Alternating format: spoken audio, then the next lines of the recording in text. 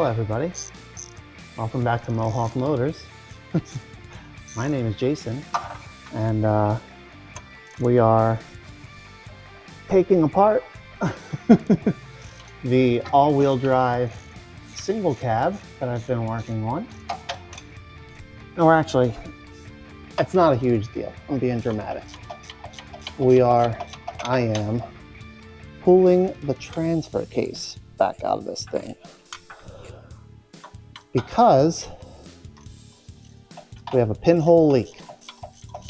And well, long story short, I took it on a little test drive, and boy, she was just gushing automatic transmission fluid. It even left drips as I was pulling it back in the workshop, left a puddle when I parked it in the workshop, and sure enough, looking underneath, everything from the transfer case back and just coated in automatic transmission fluid. All right, that was the last nut that holds the transfer case to the adapter. I've got all my electrical connectors undone. I've got my breathers undone. So I should be able to, should being the key word here, I should be able to slide the transfer case back, tip it down, and slip it out. But first, yeah, that's what I thought. First, we're gonna break the seal because she's gonna puke a little ATF. There we go. So anyway, when I got back from that test drive, noticed the leak, and I was like, oh man, do I have a leaking cooler fitting or something else? But my leak was transfer case back. Nothing ahead of the transfer case is leaking. So like, oh man, do I have a leaking output seal, something else, blah, blah, blah, blah. Long story short, we have a pinhole in the rear half, the rear housing. And once I get this thing pulled down out of here, I'll show you where it is. Oh my. All right, my goal here is to both get it out without dropping it and without soaking myself in ATF, because we need to reuse this. We can repair this. And I don't have any more. So I definitely don't want to break anything that isn't already broken. You dig? All right, now we should be able to come back, tilt down, hold on to it, come over, sit it down. Okay. All right, there we go. Not bad. Man, the all-wheel drive case is significantly less heavy. Still not light, but significantly less heavy than the four-wheel drive cases are. All right, let me get this thing on the bench, and I'll show you where this pinhole is. All right, well, a little bit more than a pinhole. I probably should have done a better visual inspection of this thing before I put it in there, because I should have caught this. And you can see right in the middle of the screen there, that little black dot? That is not a dot. That is a hole. And in doing a bit of research and getting replacement parts ordered, which I have a replacement rear case half coming, which includes a new output seal, a new bushing, and a new transfer case to adapter gasket. But in that research and looking for those parts, this is apparently a common issue with these things. Inside of here, there is a big snap ring. And what happens over time is that snap ring, that steel snap ring, when you go from forward to reverse, reverse to forward, etc., that snap ring just bangs up against the side of the case over here and eventually wears a hole in it, like we have. And this thing was, I mean, it was gushing transmission fluid. So we're going to replace the rear half of the case. I got to finish getting it taken apart.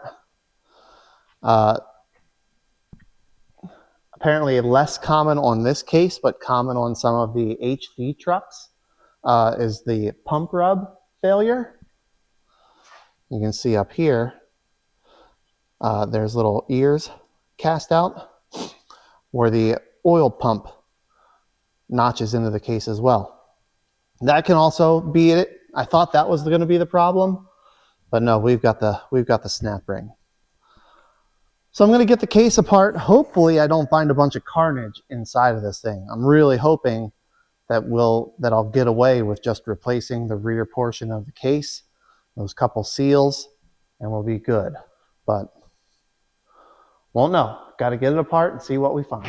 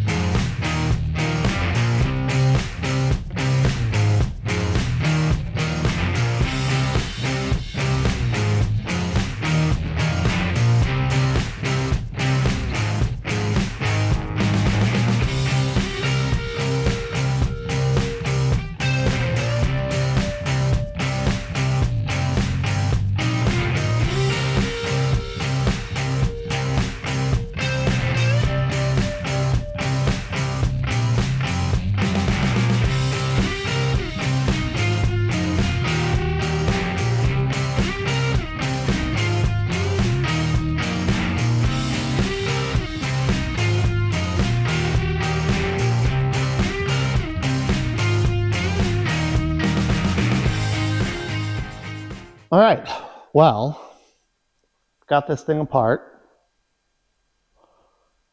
Good news, bad news here. So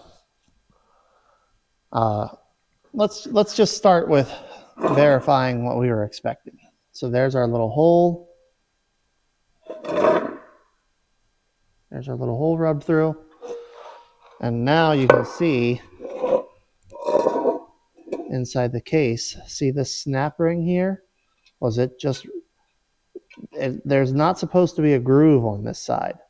And that snap ring, from going forward to reverse, etc., has actually cut its way into the side of the housing, the side of the case there. And if I position it just so, you can actually see the tip of the snap ring. So the good news is that verifies that problem. Now, looking at the rest of this thing, the chain is very worn. I'll show you when I put everything back together, but this chain is worn more than I would like. And the driven sprocket for the front output is also showing a good bit of wear, more than I would like to see.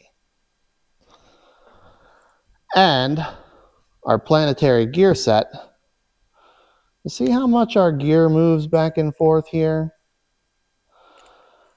It's not supposed to be like that. Over on the side here, from the pictures I can find online, there is supposed to be a brass bushing or a brass washer that takes up some of this play so these gears don't move so much. You see, like this one, and it's all three are the same. Now, if you're watching and you know better than me, by all means, correct me in the comments. Let me know. No, Jason, that's how it's supposed to be, because that would definitely make me feel better. But I'm pretty sure, see that needle bearing poking out down there? Not supposed to do that. It would make me feel better if it's supposed to be like that, but like I said, from what I can find online and what I can see, there's supposed to be a brass washer down here that helps take up that slack. And what I suspect has happened with this case is people driving the Denali that this thing came out of. I think it was a Denali. I can't even remember anymore. But people who were driving the vehicle that this thing came out of probably noticed that it was leaving puddles of transmission fluid every time they parked it. And rather than taking it somewhere and getting it fixed, I'm going to guess they either ran it out of fluid or just parked it because it was leaking so bad and they didn't want to get it fixed. As far as I can tell, my bearings are all okay. It's just the chain, the planetary gear set are showing a lot of wear. I'm sure some of you are like, oh, Jason, while you have it apart, you should fix that stuff. You know, while I have it apart, you're right. This would be the time to fix that stuff. But I've spent the last 20 minutes searching online, and it is not worth the price of the parts to replace them. Just this planetary gear set, I can find the least expensive ones I can find are good used on eBay for $400-ish. Some like $380 plus shipping, some $400 free shipping. But roughly $400 for a good used planetary gear set.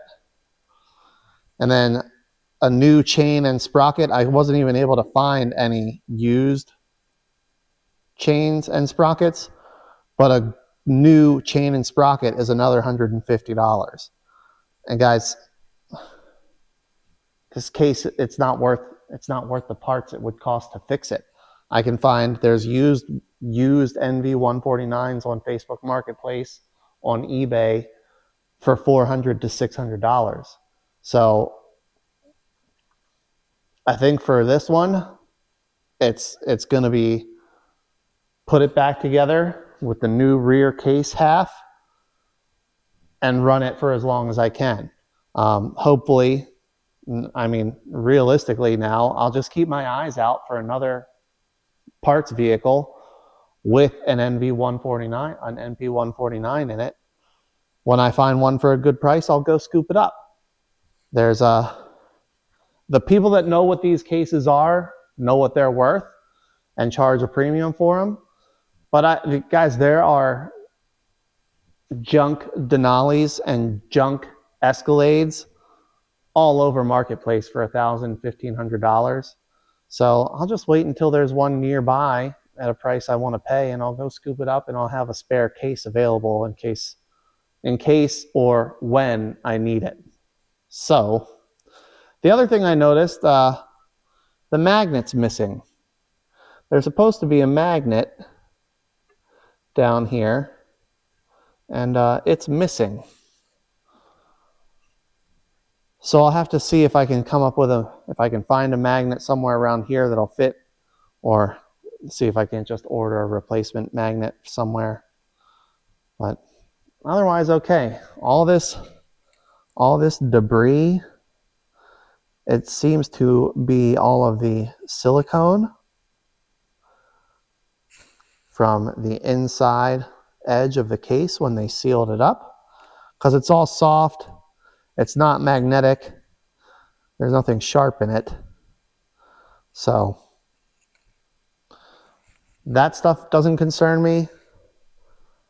The loose chain, the missing brass washers have me a little bit nervous, but the price of the parts to repair it just doesn't make sense.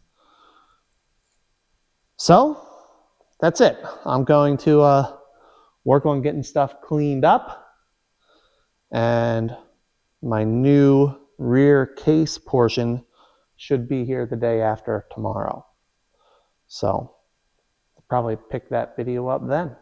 Well, I've got everything cleaned up. Pulled everything out of the case. This is the viscous coupler. This looks good. Planetary gear set we already talked about. Sun gear looks good, nothing to worry about there. input shaft. Guys, my input shaft, I don't know if you can see it, how well you can see it in the camera. This input shaft doesn't have a lot of time left. And the input from the transmission doesn't have a lot of time left. They're worn. It looks like just a ton of miles. Input, I'm already past the amount of money that it's worth to put into this thing, so I'm not even going to look for the price of an input shaft. I'm not going to look for the price of a new 27 spline input. And I bought a pump upgrade kit because I was going to upgrade the oil pump just to make sure that didn't become a problem for us in the future. But honestly, guys, this case is not worth putting anything into it that it doesn't absolutely need. The rear half of the case, my rear case half, it was $95. I think putting that on there, it'll get me going. It'll keep me going until I can find another case, hopefully. But this one's just not worth putting any more into it than that. So that's all I'm going to do. Everything's cleaned up as best as I can get it. Now I know what I'm working with. Not ideal, but certainly, I mean, still functioned. I took the thing for a drive and it was okay. So I'm just going to put it all back together. Like I said, my new case back half of the case should be here in a couple days. And I'll get the whole thing reassembled, back in the truck, filled with fluid, and we'll drive it till it either gives up or until it's time to upgrade it. So yeah, I'm just going to stick it back together. It's the opposite process of taking it apart. I probably won't pick the camera up again until my rear case half gets here, and I'll show you how I put all that back in.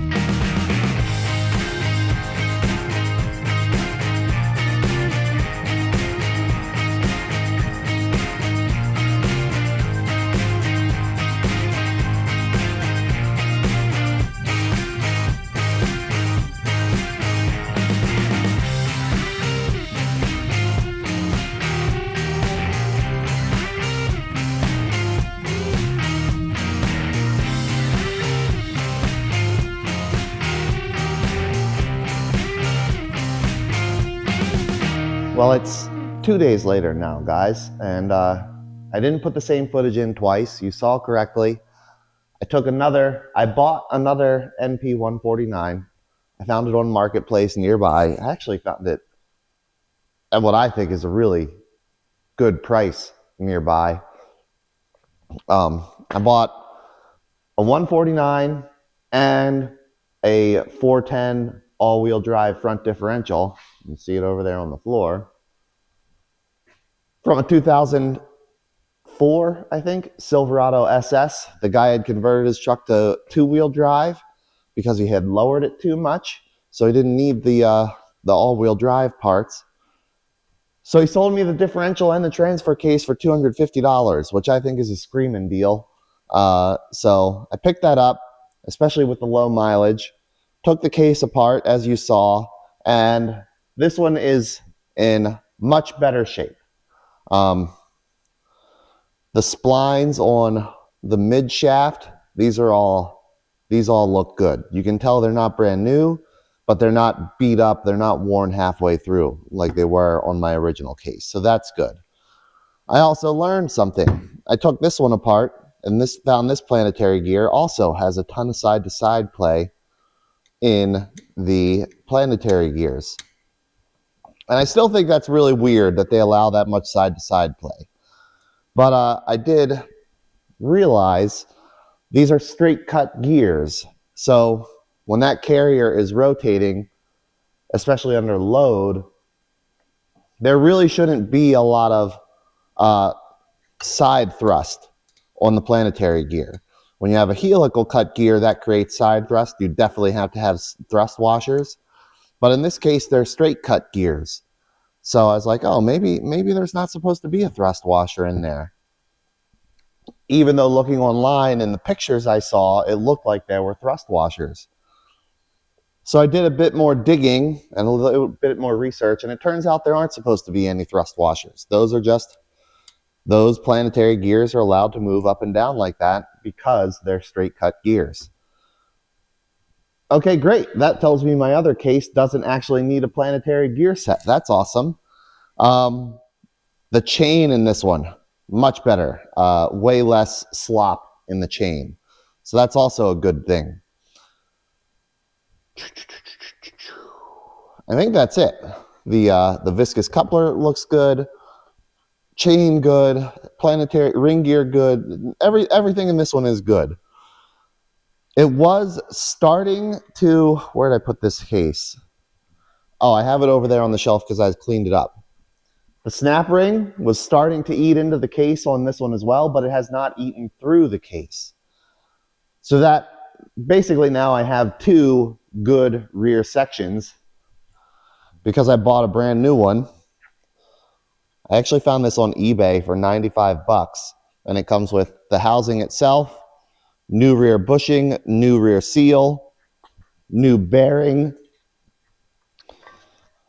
plug to cap off the extra speed sensor hole, new drain and fill plugs, and a new cover for the snap ring. So I did my pre-assembly on that. I thought that was a great deal. It also came with these little tabs for the pump to help prevent pump rub. These spread that load out way more. You can see those are nice little wide sections now, not the little sharp sections. So that's also, like I said, I thought that was a great deal for 95 bucks. So I'm going to use all my best pieces to put this case back together for in this truck. And then I have something planned. It'll probably be in the distant future. I'll still need to get a new set of gears and chain for that case. I was going to change the input anyway, so I'll need a new mid shaft. But then I think everything else in that case is reusable. So that'll work for my future idea, because I was going to have to replace the input anyway. So I think that's enough talking. Let's put this thing back together. They're really, these cases are pretty simple to put together, guys. I'll walk you through it as I'm doing it this time. Okay. So I've got my front half of the case here, and I'm just using some stuff I had laying around to hold the case flat. I've cleaned this half out. I've scraped the sealing surface. I've got it washed out, cleaned out, ready to go back together.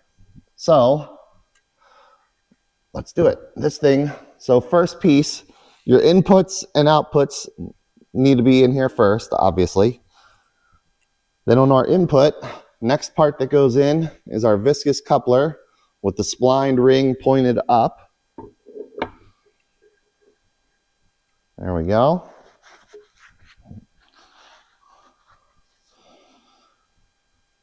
After the viscous coupler, we can put our mid shaft in. It goes all the way down until it sits in there. Then after our mid shaft, we take our sun gear, Oh, wait, nope, nope, nope, nope. Before the sun gear, we need the chains. The chain and sprockets. There we go. Chain and sprocket. The side of the chain with the 3 little black links goes toward the rear. This side will just sit down. That side will go down. We can take our snap ring and our snap ring pliers.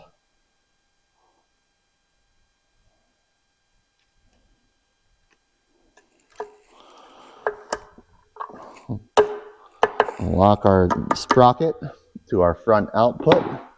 Now we can put our sun gear. We have to make sure the sun gear sits all the way down flush against the chain sprocket here.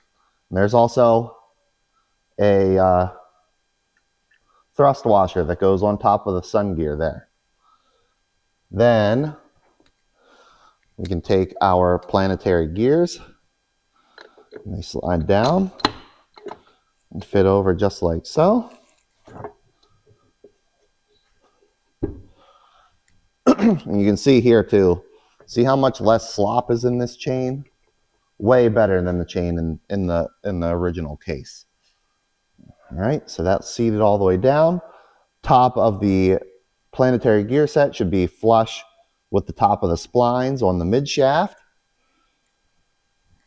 Next, we can take our output, just like so. I'm going to let it rest there for a second before I fully seat it, because we need to get our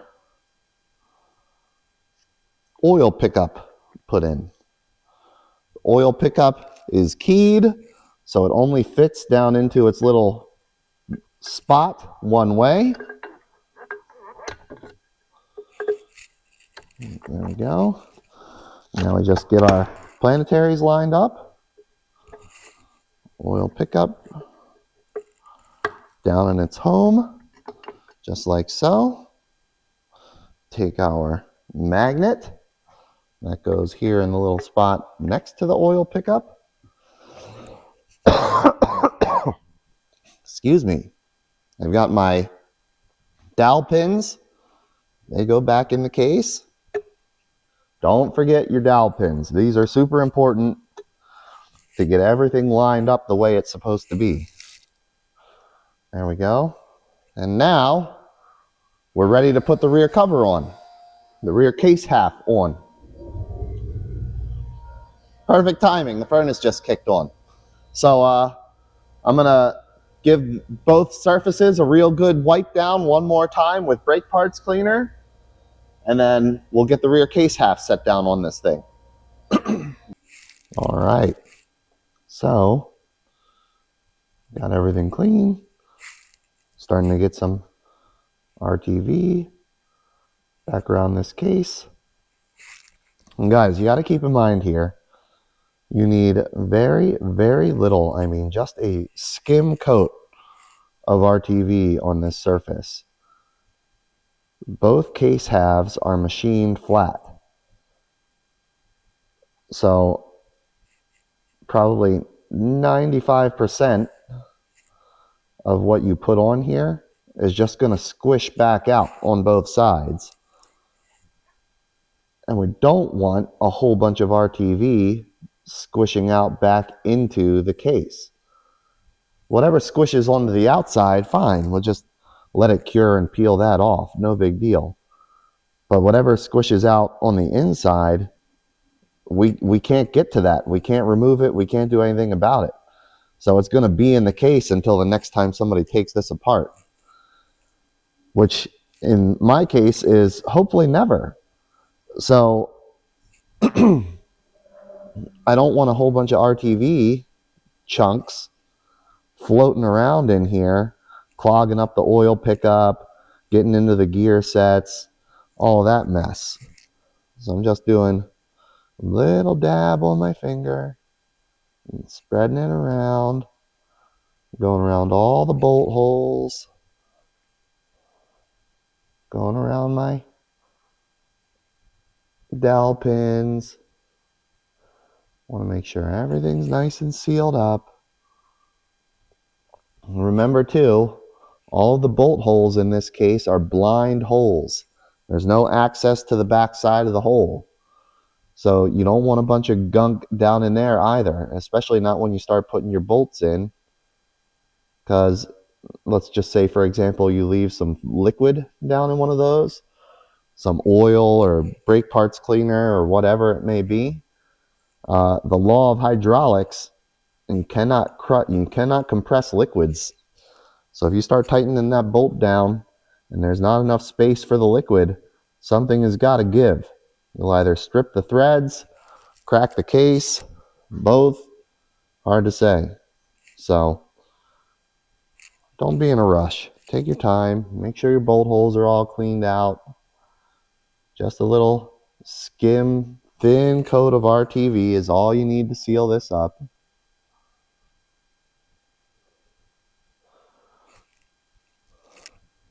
Easy peasy. We're not in a rush.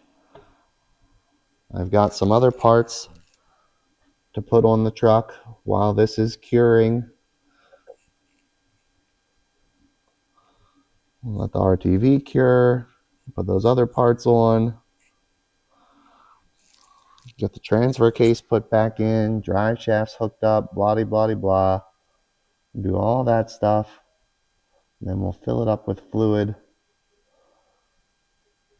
And then we'll see if we can do a test drive.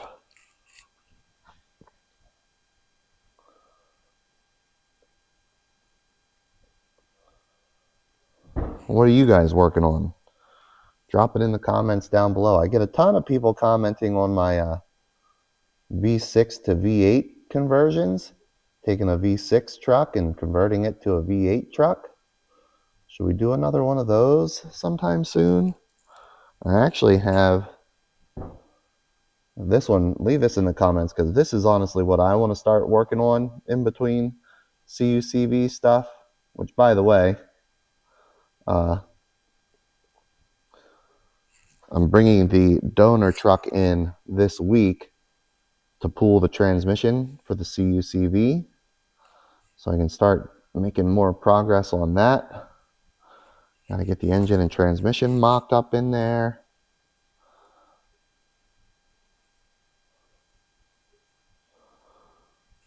See if my drive shafts are going to work or if I need to get their lengths adjusted as well. Get a game plan together for fuel lines. Game plan together for transmission cooler lines. All that stuff. There we go, almost around. I did find a very simple but elegant solution to the snap ring problem in this 149 case that I'm going to show you here in just a minute. There we go. Okay. RTV is good. Let's talk about this snap ring real quick.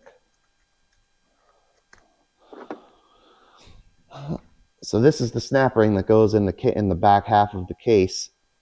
It latches into this groove in the bearing. And from the factory, it's straight. And that straight snap ring lets it bang back and forth and eventually cut through the housing, cut through the case. So what I found that people doing is bending these ears over. So now they're against a much thicker portion of the case. I'm sure over time it'll still bang and work its way into the case. Just this is steel, the case is aluminum. But with the tabs bent over like this, they're making contact with a much thicker portion of the case. So it should, again, I shouldn't have to ever get into this thing. It should be all good to go. Okay. All right, I got my rear case half. Drop her down over.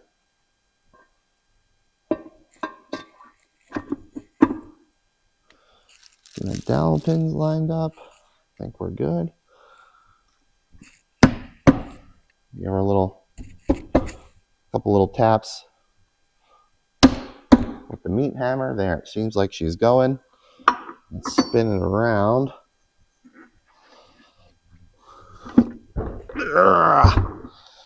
It's heavy, fully assembled.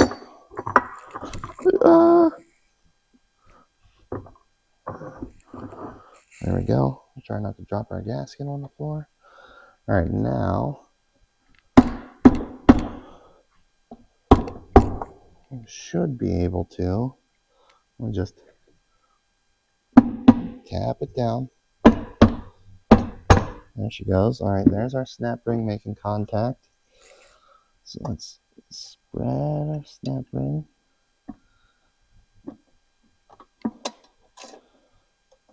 Come on, snap ring.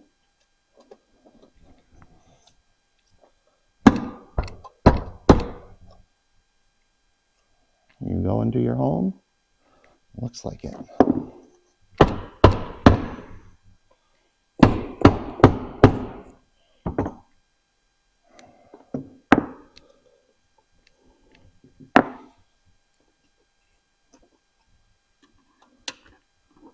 Yeah, there we go. All right, snap ring is seated right how we want it. Perfect. Okay. Case halves are together just how we want. Looks like we got just a little bit of squish out on the RTV, also what we want. Let's start getting the bolts into this thing. Whole bunch of bolts. All right, that was easy. It goes right here.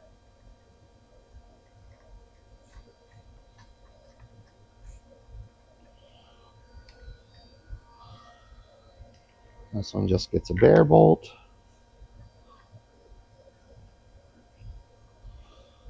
All right. Now we'll run them all down.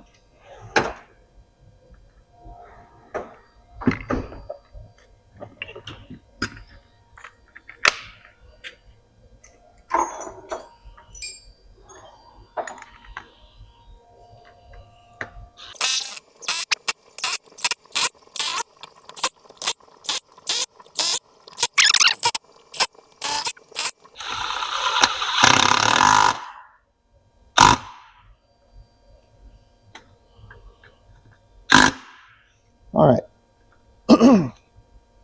Let me look and see if there's a torque spec on these bolts. Okay. Google machine says 30 foot-pounds on these.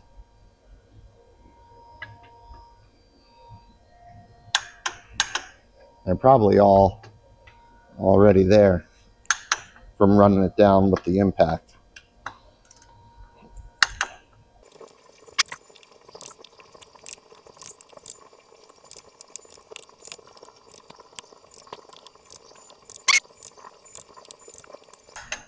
Okay. Case bolts torqued. Let's put our speed sensor back in. I'm going to use the one that was already in the truck because I know that it works.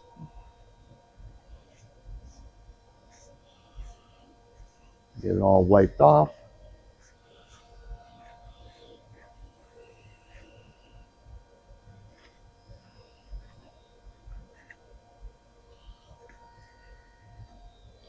There we go.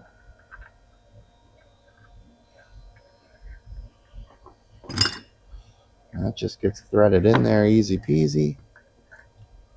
Seals with an O-ring.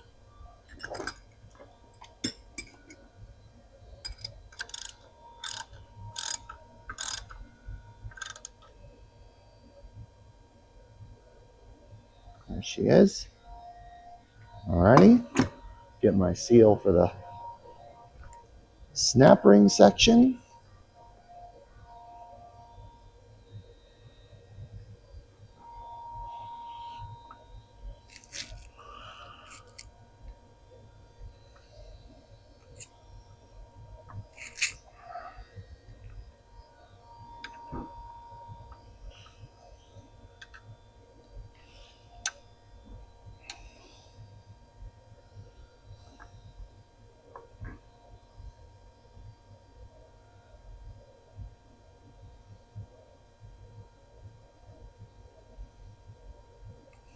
There we go. That looks good. Get my little tag.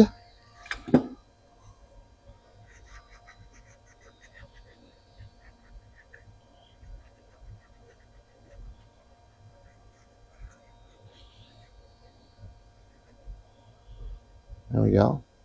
NP149 GM. Put that back in here.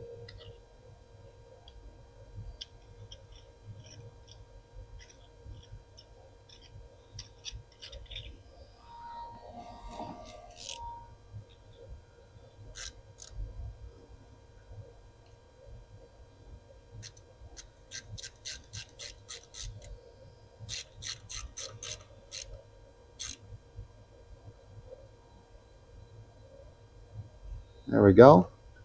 Happy as can be. Easy to identify in the future.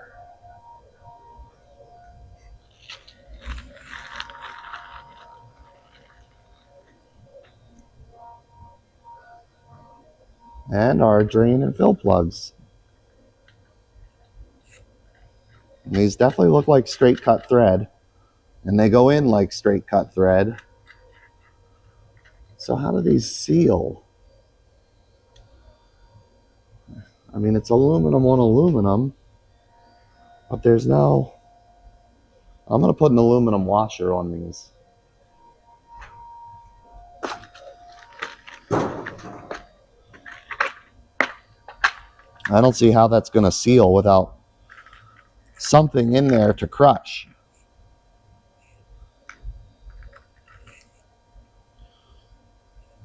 That one fits. Do I have one that's a little wider? Not too big. All right, I guess it's this guy. I guess this is our winner.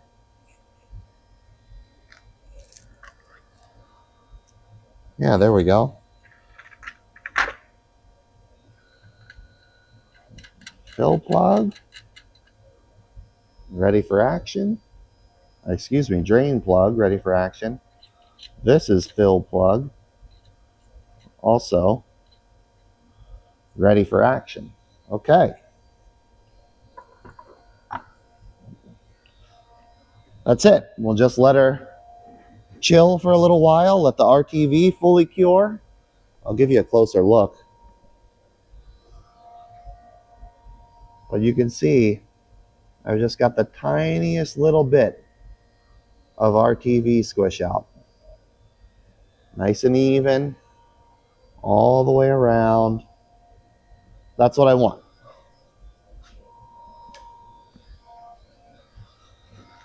Just the right amount that if there's that teensy little bit squished out on the inside too, it'll be okay. I don't think I could get it much more minimal than that, but feel confident that it's sealed up. So there we go. Let this one relax for a little while I get the other parts put on the truck real quick. Hopefully real quick. We'll see. All right, everybody. It's a little bit later, and truck is all back together. I went ahead while I was waiting on the RTV to set up. I had some new headlights for the truck, so got those put in. I had some new shock absorbers, front and rear shock absorbers, so I got those put on. And you can see I've got the front drive shaft in, transfer case back in place, rear drive shaft in, everything tightened down, U-joints greased, transfer case full of fluid.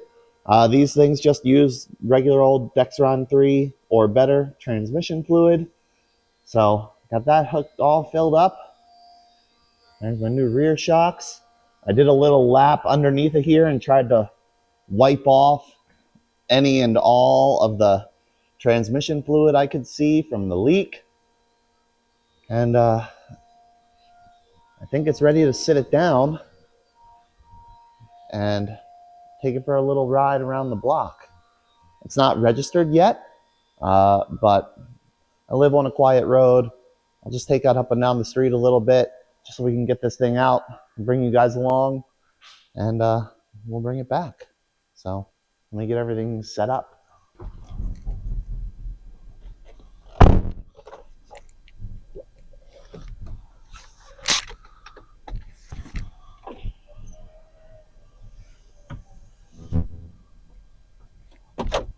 All right, everybody, here we go.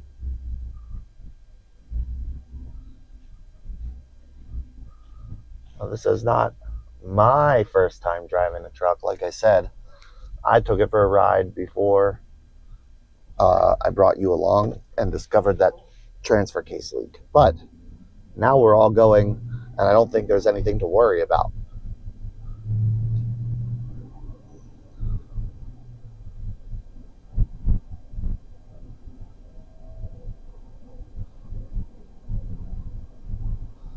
I do need to take it and get a front end alignment until the steering wheel's just slightly off. But otherwise, man, drives like factory.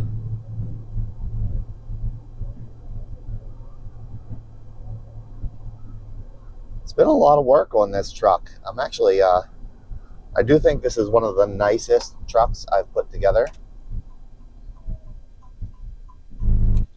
by a significant margin. It's the best headliner I've done. I mean, by leaps and bounds. It's the cleanest body I've had that I haven't had to do repairs to. Cleanest body I've had on a truck. The chassis, especially now that we've got those new fuel tank cross members in there. Excellent. Whew. The drivetrain, good healthy LQ9, good healthy 4L60. And then for those of you who may come down into the comments here and be like, oh, the 4L60, blah, blah, blah, blah. Guys, that is not my permanent plan for this truck. That is my get the truck together and get the truck driving plan, especially because I already had it.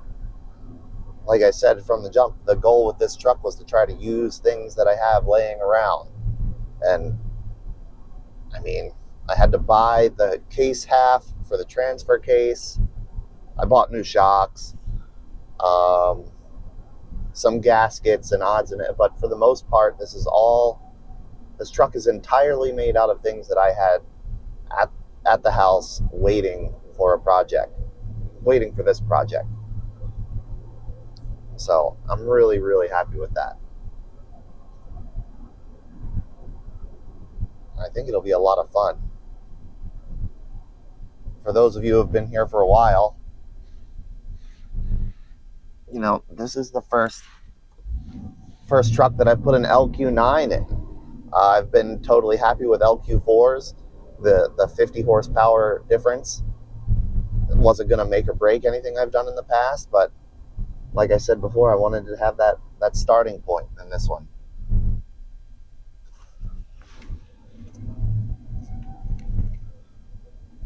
Let's see.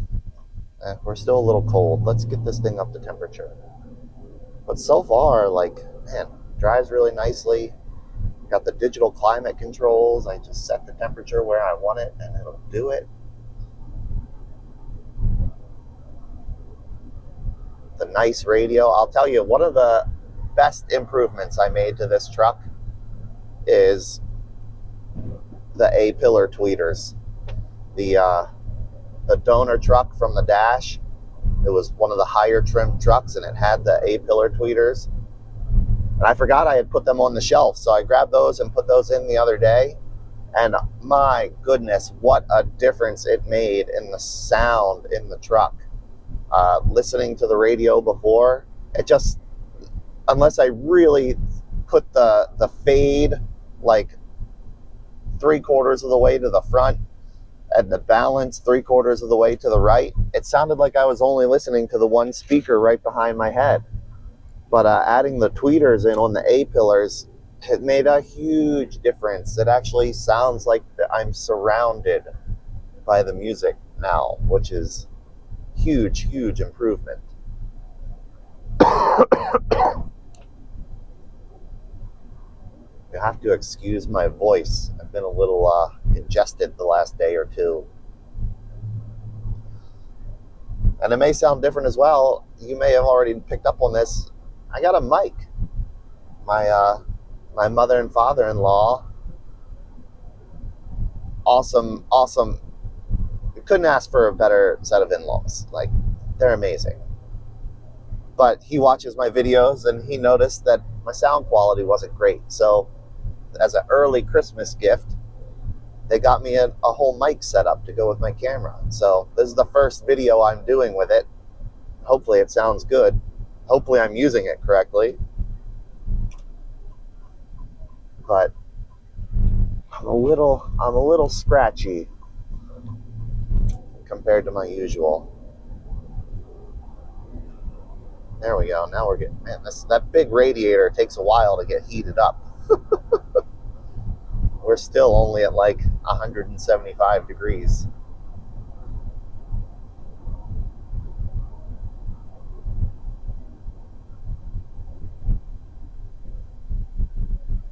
I mean, I guess it is a gigantic 4-core all aluminum radiator. Like, it's way more cooling capacity than we need in this lightweight truck, at least at this point. There she goes. I did go into the PCM and adjusted the on and off temperatures for the electric fans. I removed all of the speed limiters. I adjusted for tire size and gear ratio.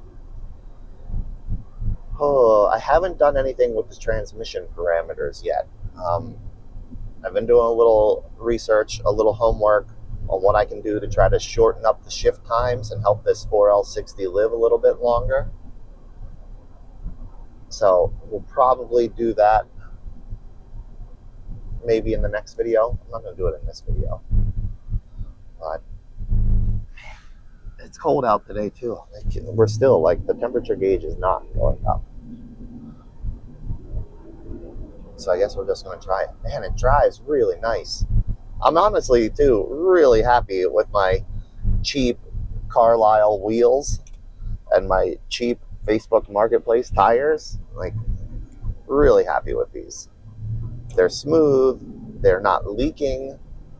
The wheels aren't bent. Very, very happy with these. So this is I'm not going to say the most powerful short bed I've had. The 2-wheel drive silver short bed had more power than this. But this should be my best power and traction combination. Let's go.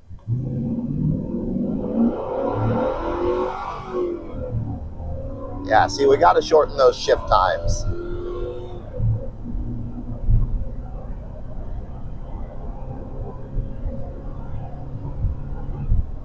And all right, that is not disappointing. That is not disappointing. I like the no drama. Just hit the pedal and it goes. No wheel spin, no nonsense. Just go. My little blue regular cab, it's got 410s and a 5.3 in it, and it's peppy, but it struggles for traction coming from a stop. So I think I'm happy with this thing. I've thought of today, I got to check the windshield wipers, make sure my wipers are good. But outside of the windshield wipers, I think this truck's ready to go through inspection and get legal and get it on the road. And then get it detailed. Man, is she dirty. But I can do that. That's not a big deal. So I'm going to head back to the shop, probably wrap this video up, and think about what we're going to do next. While I'm back at the shop, I gave the truck one more once over, checked everything out, checked the windshield wipers like I mentioned. I can't think of anything else this truck needs or could need to pass inspection. The brakes are good. Obviously, the frame is good. Suspension good. Lights all good. Steering, interior, like everything is good. So I think next step is get it legal, get it through inspection, and then we can take it out and have a little bit more fun with it when the roads are clear. It's winter now. I'm not going to drive this thing if the roads are salty and nasty. But it'll be ready to go in the springtime. And I'm excited for that. I definitely want to take it to some shows this year. Yeah, so that's it for this one, guys. Little crash course on the NP149. We've taken it out, we've driven it, and I don't know what you'll see next on this thing, but when you do, I hope you'll watch. Thanks a lot for watching this video, and until then, take care.